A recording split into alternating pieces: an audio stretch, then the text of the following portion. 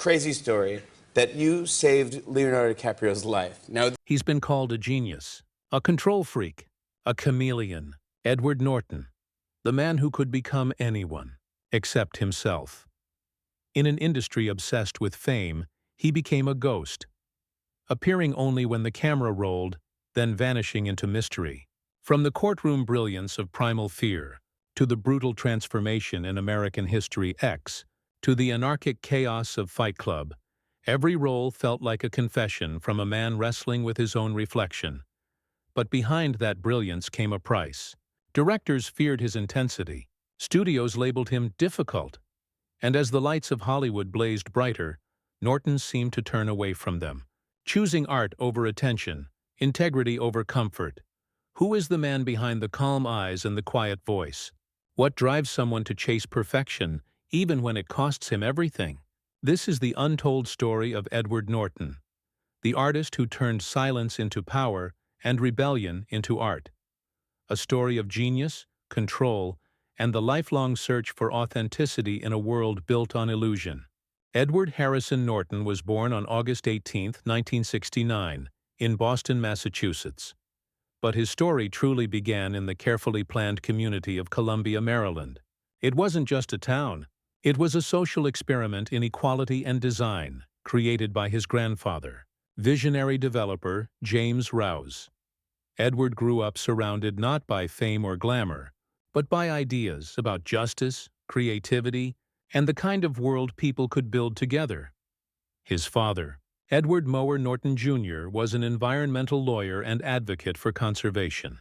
His mother, Lydia Robinson, was an English teacher who nurtured his love for literature and storytelling. Their home was filled with books, debate, and compassion, a place where intellect met idealism. As a child, Edward was sharp, curious, and introspective. He could memorize pages of dialogue after reading them once, and his imagination seemed endless. But behind that quiet brilliance lay a certain restlessness, the need to understand how everything worked, from human nature to the structure of a story. When he was 8, he saw a play at the local theater and was mesmerized. The stage wasn't just entertainment to him, it was transformation. He told his parents, "I don't want to pretend. I want to become." But his life was not untouched by sorrow. In his teens, Edward's mother was diagnosed with cancer, and her passing left a quiet ache that would follow him into adulthood. It deepened his empathy, and his obsession with characters struggling between strength and vulnerability.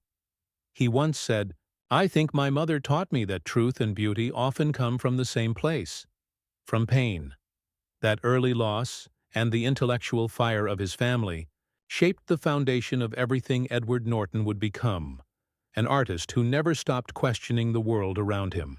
After graduating from Yale University with a degree in history, Edward Norton seemed destined for a conventional path, but convention had no place in his heart.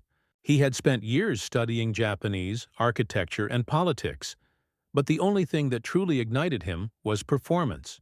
He joined a small theater company in New York, living in tiny apartments, rehearsing in empty warehouses, and performing for audiences that could barely fill a room. For years, Hollywood never noticed him. Casting directors saw another polite, well-educated face, not the fire burning underneath. But Norton was patient. Every line he delivered, every monologue whispered into a dark theater, was his quiet rebellion. His moment came almost by accident. In 1996, a script for Primal Fear, a courtroom thriller starring Richard Gere, landed in his hands. The role of Aaron Stampler, a shy altar boy accused of murder, required an unknown face. Over 2,000 actors auditioned. Norton was the last.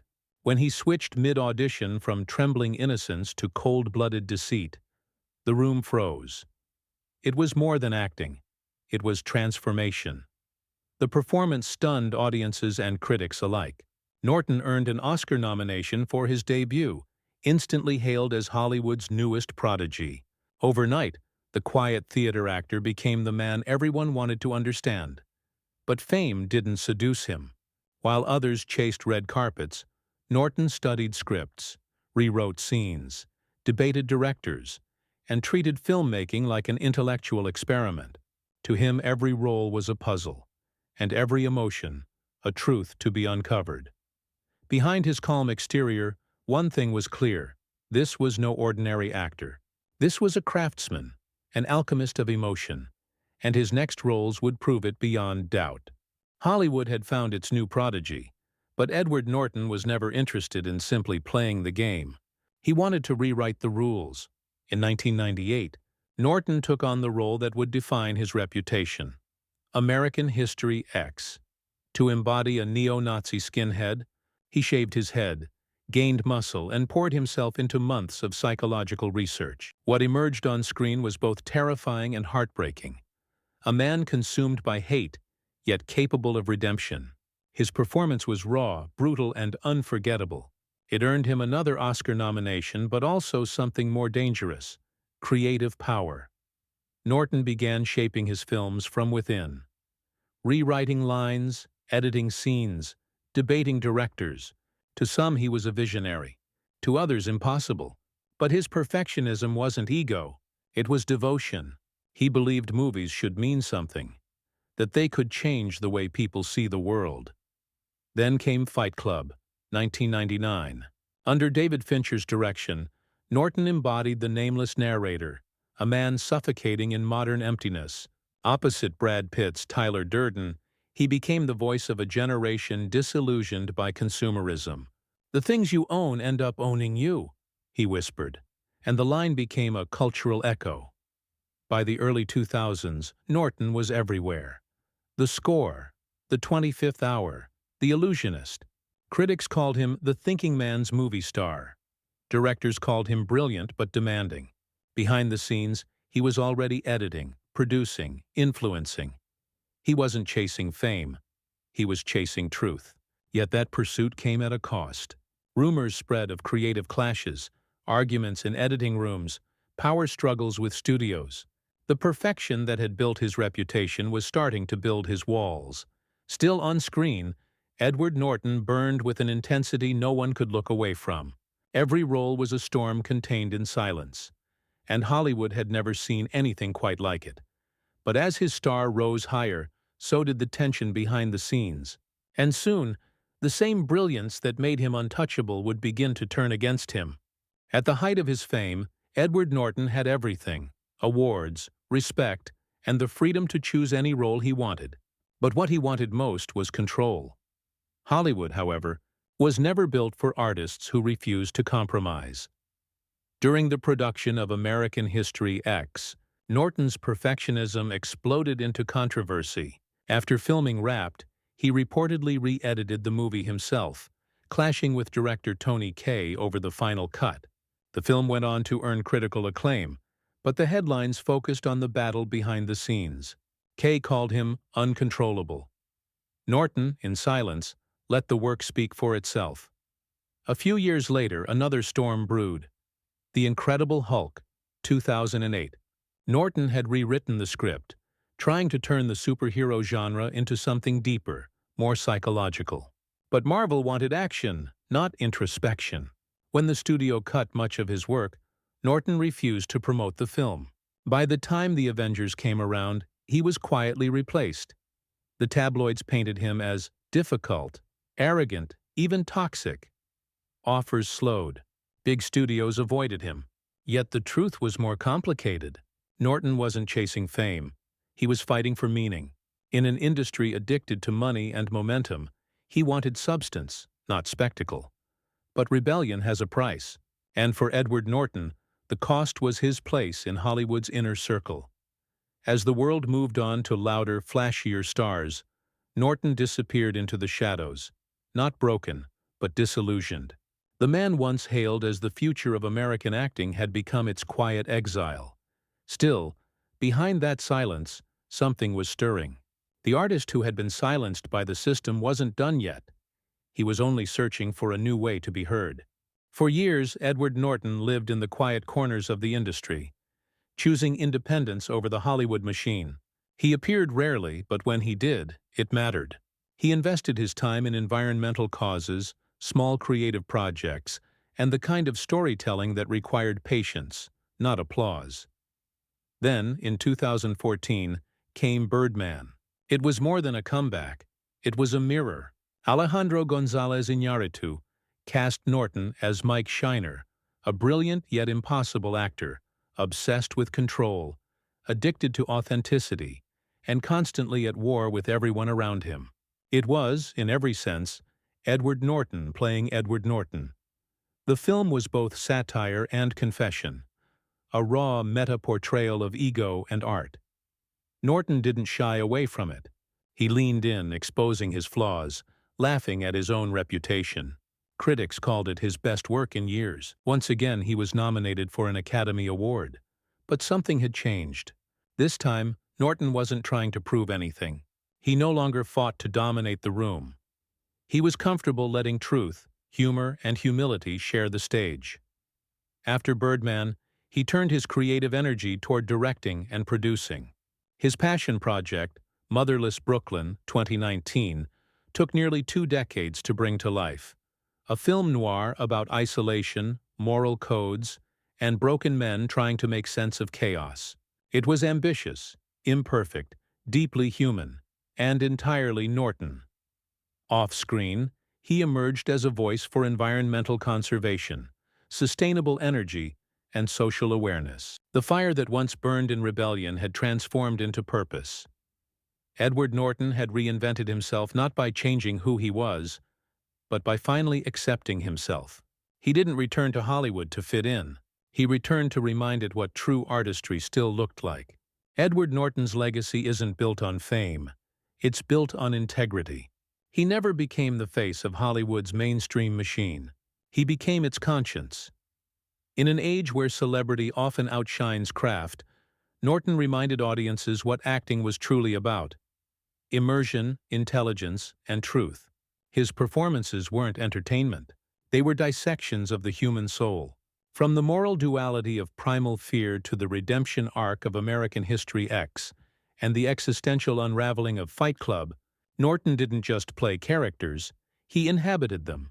Directors who worked with him describe him as relentless, demanding, but always searching for meaning. David Fincher once said, "Edward sees 10 layers in a scene most actors never notice."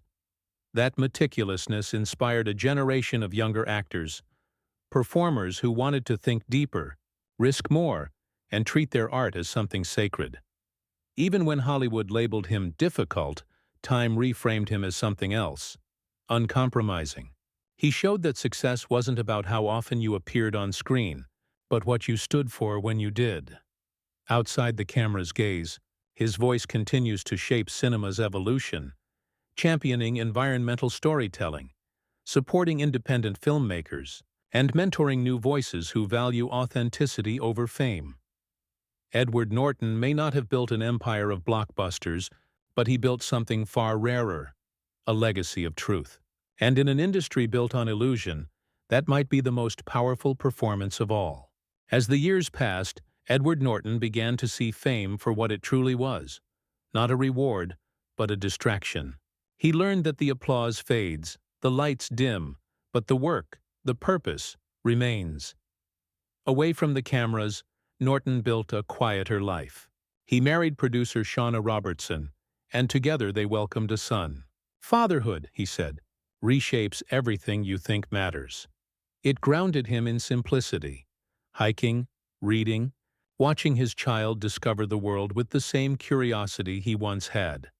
He poured his energy into causes that mattered: sustainable housing, renewable energy, environmental protection. As a United Nations ambassador for biodiversity, he turned his influence into action. The man once known for debating every line of a script now debated how to save coral reefs and forests, but his introspection never left him. Norton still views life through the same lens he brings to his characters, as a search for truth in a world full of noise. He once said, "You don't need to be seen to have an impact. You just need to do the work." There's peace in that. The peace of a man who no longer needs to fight for control, because he finally understands the power of letting go. Edward Norton didn't fade away. He simply stepped into a different kind of light, the one that doesn't blind, but illuminates from within. In a world addicted to noise, Edward Norton chose silence. While others shouted for attention, he whispered through his work. And somehow, his whisper echoed louder than most screams. He never wanted to be a movie star. He wanted to be true. And that truth, raw, demanding, unpolished, became his rebellion. From the courtroom genius of Primal Fear to the chaos of Fight Club, from the rage of American History X to the irony of Birdman, Norton's journey was never about fame. It was about understanding the fragile line between identity and illusion. He stumbled, he clashed, he vanished, and through it all, he kept searching. Not for perfection, but for meaning. Today, his name stands for something rare in Hollywood: authenticity. He reminds us that art isn't about being loved. It's about being honest. Because at the end of every story, when the lights fade and the applause dies, only one question remains. Did you tell the truth? Edward Norton did, and that, perhaps, is why his quiet revolution will never be forgotten. This is not just the story of an actor. It's the story of a man who turned integrity into legacy.